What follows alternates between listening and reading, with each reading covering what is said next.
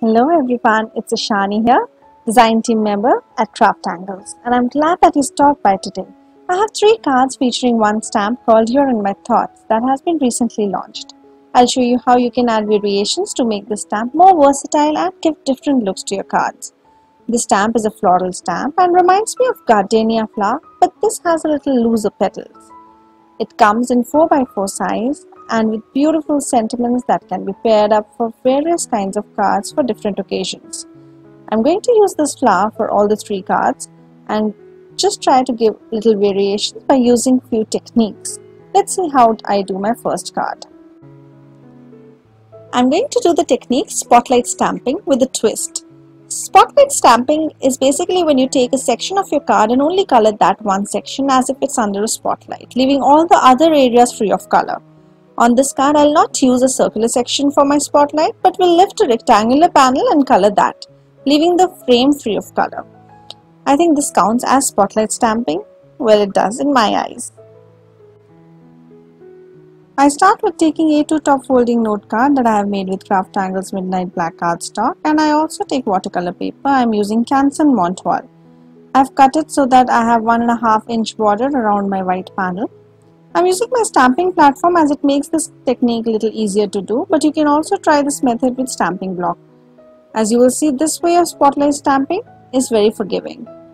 I am using anti-static powder over both the panels, and I arrange my white watercolor paper over the black cardstock as how I would like my card to be. I have a little trick to share with you. I take a piece of rectangular cardstock to put just beneath my card base. Have you seen the creative corners of Misty? This cardstock works the same way by giving a little room underneath my card base so that I do not stamp the image that I don't want on my paper. I arrange my stamp, and first I stamp on the white cardstock with Versamark. Then I remove the white cardstock and stamp the flower again on the black card base. I'm going to heat emboss both my images with gold embossing powder, and I have all the products used written in the handmade blog, and if you're watching this tutorial on my channel, I have them down in the description box. Even though I use anti-static powder, I sometimes get a little embossing powder sticking around the image, which I make sure that I remove it with fine brush. I also follow the tip of heating up the heat tool before bringing it close to the cardstock so as to minimize the warping. I have both my cardstocks ready with the heat embossed images, and I wipe away the extra powder on my cardstocks. It's time to do coloring, and I'm going to color with Craft Angles liquid watercolors. I want my flower to be in various blues, for which I take Mystical Waters, Poolside, Ocean Breeze. I already had Poolside on my palette, and the best thing about these watercolors is that you need just to add some water to revive these colors. The watercolors by Craft Angles are very pigmented, and a little amount goes a long way. You will see how just minuscule of this diluted color almost fills the entire flower. For the leaves, I have taken evergreen and moss green, and I keep drying the layers of watercolors before adding more color.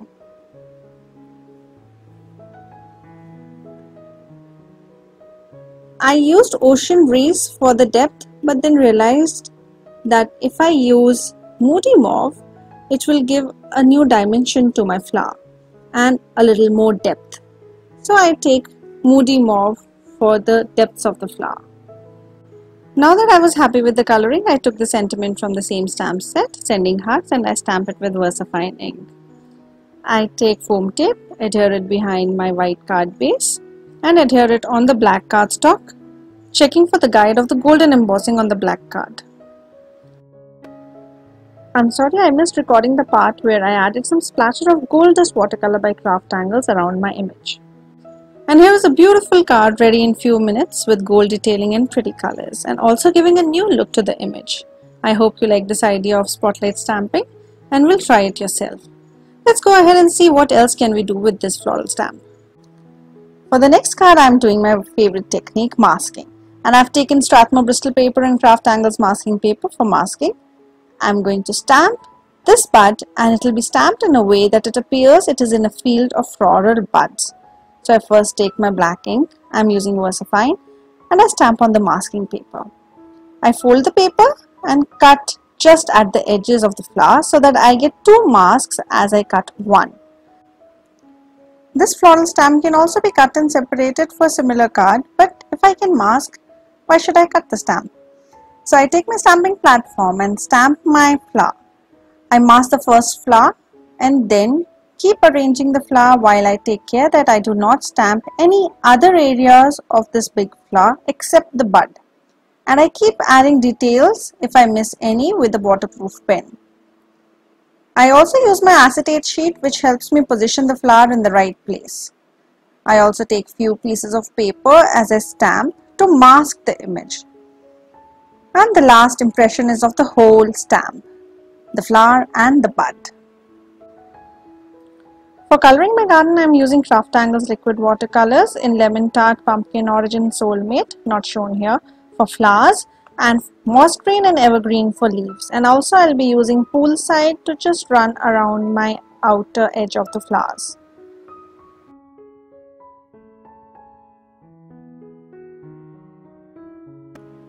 I speed up my coloring because there is nothing much that I am doing here, just basic watercoloring. But I'm very happy with the way the floral garden looks with the masking and having the flowers around.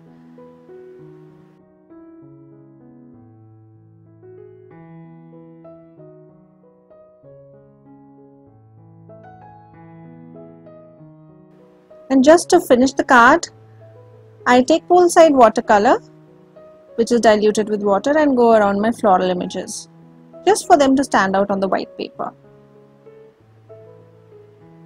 I use a sentiment from the same stamp set and stamp it with VersaFine ink. Now that my front panel was ready, I take Sky Blue cardstock by Craftangles and adhere my floral panel with a tape runner. And here we have a floral garden with just one stamp. And I'm sure nobody would even guess by looking at this card that it was just a set of a flower and a bud. You can do the same with any floral stamps that you may have in your stash. Just mask and give a new look. For the next card, I decided to use just the little bud that we repetitively stamped in a previous card. And I take Neenah Solar white paper as I'll be doing some Copic coloring. You can use any paper depending on your color medium. I stamp selectively this little bud.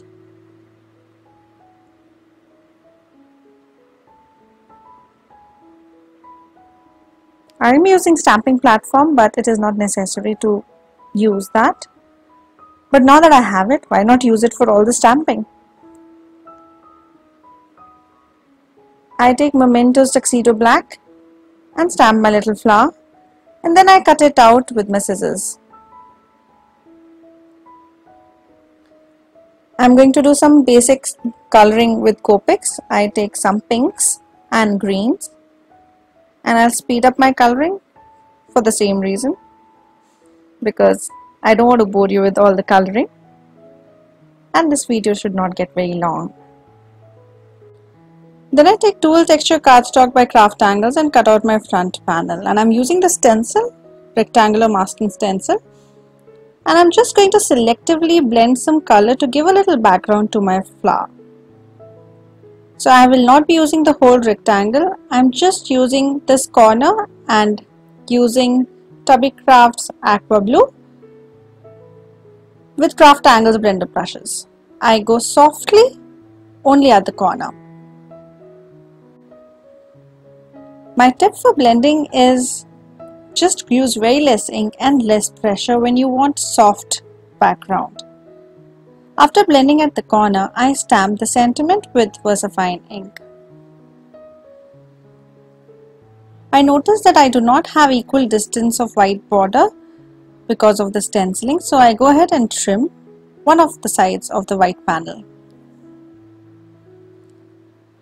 Then I take Craftangles Blush Pink cardstock and cut it into top folding A2 size note card and adhere my white panel with the help of foam tape.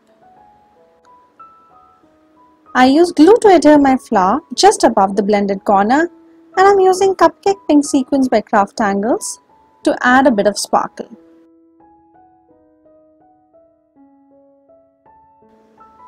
And here is my clean and simple pretty card with the same stamp set. I would love to know which is your favorite card, and also if you have any questions you can ask in the comments below. I hope you enjoyed the tutorial and are inspired to use your stamps in different ways. Thank you for watching. Also, I hope you liked this video and subscribe to the channel for more creative ideas and ways to stretch your supplies. Thank you for all your love and encouragement. Be safe and happy crafting. Bye-bye.